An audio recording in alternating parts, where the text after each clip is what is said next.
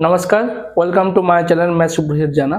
आज एक बहुत ही इंपॉर्टेंट टॉपिक के बारे में हम बात करेंगे, जो टॉपिक होगा रिस्पॉन्सिबिलिटी ऑफ इंजीनियर, नहीं तो सीनियर इंजीनियर का। अगर हम कोई भी कंपनी में हम as a senior engineer, as a engineer अगर जॉब करते हैं तो उसमें हमारा क्या क्या रिस्पॉन्सिबिलिटी होना चाहिए, क्या क्या अवेयरनेस होना चाहिए। वो लोग अभी सीनियर इंजीनियर में जॉब कर रहे हैं तो उनके लिए आज का जो टॉपिक रहेगा बहुत इंपॉर्टेंट टॉपिक रहेगा। तो आप लोग लास्ट तक देखते रहिए।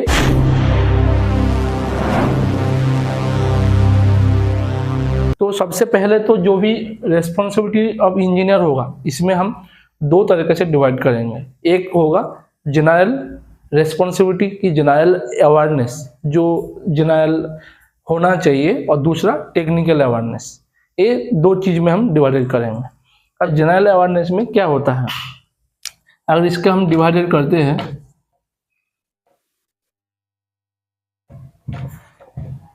जनरल अवेयरनेस में हमारा क्या क्या होना चाहिए, बात करेंगे टेक्निकल अवेयरनेस के बारे में।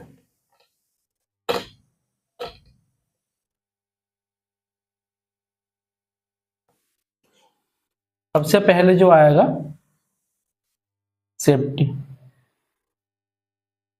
एज ए इंजीनियर अगर आप लोग काम कर रहे हो तो सबसे पहले कंपनी में सेफ्टी का ध्यान देना बहुत ही जरूरी है। सबसे बेसिक एंड जनरल अवेयरनेस सबसे पहले जो आएगा वो आएगा सेफ्टी। सेफ्टी में हमको क्या देखना है, मैन का सेफ्टी देखना है, मतलब मेरा सेफ्टी भी देखना है, साथ में मेरा कलीग का भी सेफ्टी देखना है, और साथ में कंपनी प्रॉपर्टी का भी सेफ्टी मेरे को देखना है। और इसमें और क्या देखना है, मैन का सेफ्टी कैसे देखना है, जो भी हमको पीपीई मिला है तो वो पीपीई मैं भी खुद पहनूं, और जो भी हमारा अंडर द लाइन में जो रहेगा वो भी वो पीपीई पहनना है कि नहीं पहनना है। अगर मेरे को सेफ्टी गोगल्स दे के रखा है, कहीं मेरे को सेफ्टी शूज का जरूरत है, कहीं मेरे को मास्क का जरूरत है, तो वो जब प्रोवाइड किया गया है तो वो प्रॉपर मेंटेन हो रहा है कि नहीं हो रहा है। तो ये सब देखना, और ये सब का रिस्पॉन्सिबिलिटी सबसे पहले आता है। दूसरा, कंपनी प्रॉपर्टी कुछ भी चीज नुकसान नहीं होना चाहिए। तो एज ए इंजीनियर जब आप काम कर रहे हो तो सबसे पहले सेफ्टी का ध्यान देना बहुत ही जरूरी है। दूसरे में क्या आएगा, हाईवेज। हाईवेज क्या होगा, हाईवेज होता है, इसका बारे में मैंने पहले भी वीडियो बनाया हूँ। हाईवेज क्या होता है, जापानीज टेक्नोलॉजी होता है, जिसमें क्या होता है हमारा 5 स्टेप रहता है, 5 A's रहता है। ये इजीली यूज होता है।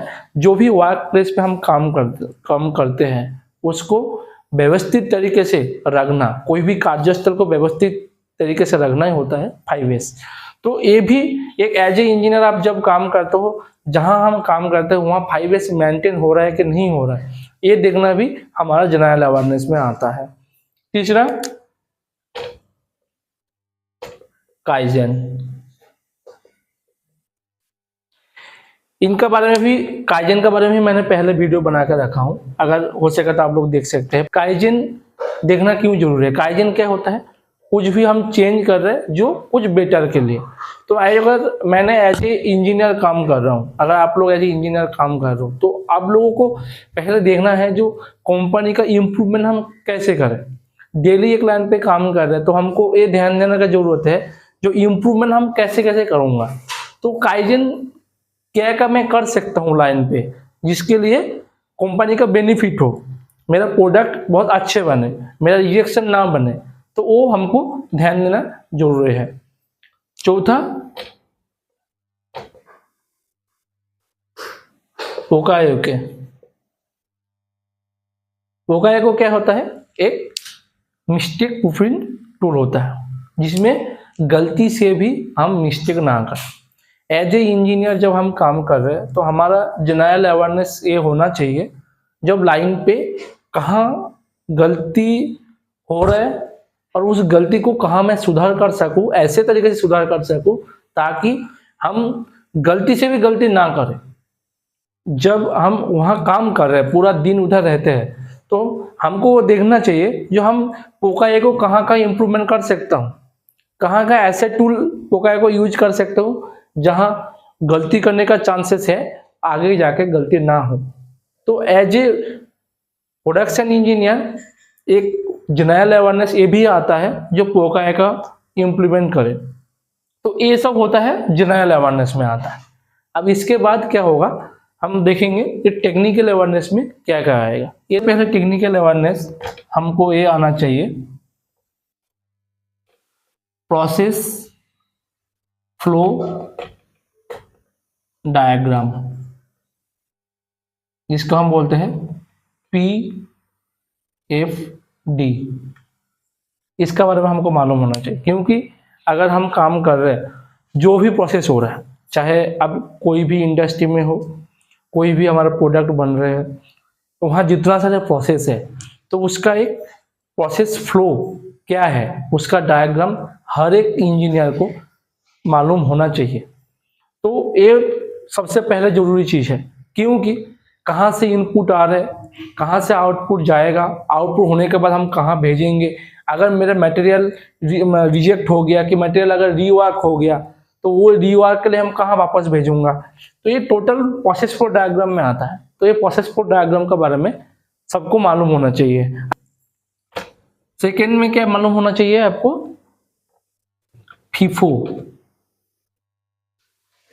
And LIFO concept. FIFO and LIFO concept क्या है? फीफो की क्या बोलता है, फास्ट इन फास्ट आउट, और लिफो क्या होता है, लास्ट इन फास्ट आउट। इसका मतलब क्या है, कोई भी मटेरियल हमारे पास फास्ट उसका इनपुट हो गया है, लेकिन उसको हम रख दिया। अब जो लेटेस्ट मटेरियल आ रहा है उसको मैंने पहले मैं चला रहा हूं, तो उस कंडीशन में क्या होगा, उस कंडीशन में क्या होगा, जो भी पुराना मटेरियल है वो रह के क्या होगा, उसमें ऑक्सीडेशन हो जाएगा, उसमें जंग लग जाएगा, वो डिफेक्ट हो सकता है, उतना अच्छा वो एफिशिएंट नहीं होगा। तो हमारा पास एक कॉन्सेप्ट होना चाहिए, जो भी मटेरियल हमारे पास आया है फास्ट, जो मटेरियल हमने इनपुट में डाला, वही मटेरियल पहले आउटपुट में होना चाहिए, वही मटेरियल का पहला प्रोसेस होना चाहिए। ऐसे नहीं है जो कोई भी मटेरियल हमारे पास फास्ट आया है तो उसको हम तो साइड कर दिया, वापस लेटेस्ट में कोई मटेरियल आ गया उसको मैंने लोड कर दिया, उसको मैंने अभी होल्ड में रख दिया हूँ, बाद में चलाऊंगा कि फिर भूल गया, तब क्या होगा, वो मटेरियल रिएक्ट होने का, तो मटेरियल में ऑक्सीडेशन होने का चांसेस ज़्यादा रहता है। तो हम लोग को ये मालूम होना चाहिए जैसा हर time last in fast out नहीं होना चाहिए। हर टाइम क्या होता है, फास्ट इन और फास्ट आउट। जो हमारे पास पहले आया है उसको हम पहले ही आउटपुट कर दें। तीसरा क्या होना चाहिए आपको, लीड टाइम, टैक टाइम, साइकिल टाइम, इनका बारे में हमको मालूम होना चाहिए।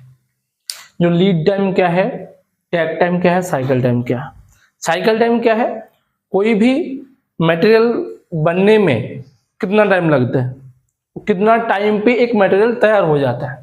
मैंने एक मटेरियल डाला, वो मटेरियल का जो प्रोसेस है हो गया, फिर वो तैयार होकर निकल गया, आउटपुट निकल गया, तो उसको करने में कितना टाइम लगता है। इसका बारे में मैंने लीड टाइम, टैक टाइम, साइकिल टाइम के बारे में मैंने अलग से वीडियो बनाऊंगा, क्योंकि उसमें फॉर्मूला कैसे यूज होता है तो वो थोड़ा बड़ा होगा।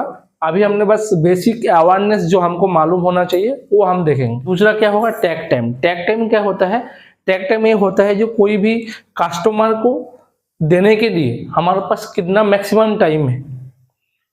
साइकिल टाइम तो ये हो गया, एक प्रोडक्ट बन गया कितना टाइम पे वो बन जाता है, और टैक टाइम ये होता है जो कस्टमर का डिमांड को फुलफिल करने के लिए हमारे पास मैक्सिमम कितना टाइम है, उसको हम बोलते हैं टैक टाइम। और लीड टाइम किसको बोलते हैं, जब परचेस ऑर्डर जो हुआ था, मतलब कोई भी कंपनी मेरे को ऑर्डर किया है तो मैं ऑर्डर को एक्सेप्ट किया, उसके बाद उसको पूरा प्रोसेस बनने के बाद मैंने उसको डिलीवरी किया, तो ये जो टोटल प्रोसेस है, मान लीजिए मैंने 4 अगस्त को कोई भी मटेरियल मैंने ऑर्डर दूसरा कंपनी में दिए हैं, तो मैंने उसको एक्सेप्ट किया और मैंने 10 अगस्त को वो मटेरियल मैंने भेजा, डिलीवरी किया, तो लीड टाइम क्या हो जाएगा, 4 अगस्त से लेकर 10 अगस्त, तो ये जो बीच में जो 5-6 दिन है, तो ये हमारा आ जाएगा लीड टाइम। तो इसके बारे में भी हमको मालूम होना चाहिए अगर एज ए मैंने प्रोडक्शन इंजीनियर काम कर रहा हूँ। डेली प्रोडक्शन रिपोर्ट,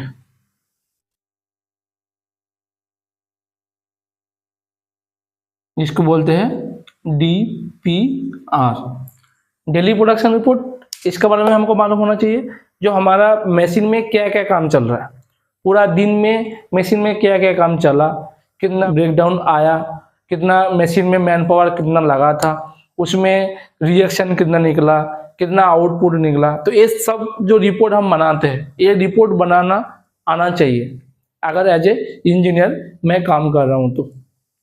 और OEE ये तो बहुत इंपॉर्टेंट है। OEE का फुल फॉर्म क्या होता है? ओवरऑल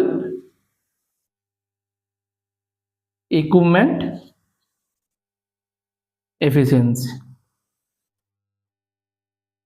ये OEE क्या बताता है? कोई भी मशीन का परफॉर्मेंस कितना अच्छे से वो कर रहा है वो बताता है। एज ए इंजीनियर और एज ए प्रोडक्शन इंजीनियर आपको OEE आना ही चाहिए, क्योंकि मेरा मशीन पूरा दिन भर चल रहा है तो वो कितना अच्छा परफॉर्मेंस कर रहा है तो वो मालूम होना चाहिए। तो OEE निकलने का तरीका इसका भी हमने वीडियो बना के पहले रखे हैं। OEE कैसे निकलते हैं? ये 3 का मल्टीप्लाई होता है। कौन कौन चीज का मल्टीप्लाई होता है? एक तो होगा अवेलेबिलिटी,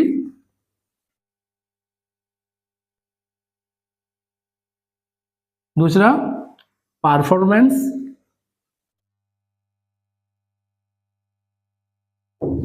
तीसरा क्या होता है? क्वालिटी। ये 3 चीज का मल्टीप्लाई, ये भी बहुत बड़ा टॉपिक है, इसका वीडियो बना के रखा है, आप लोग देख लीजिएगा। अवेलेबिलिटी, परफॉर्मेंस और क्वालिटी, ये 3 को हम मल्टीप्लाई करेंगे तो जो परसेंटेज आता है वो होता है एक मशीन का परफॉर्मेंस कितना है वो बताता है। तो ये OEE निकलना एज ए अगर आप प्रोडक्शन इंजीनियर काम करते हो तो OEE निकलना आना चाहिए।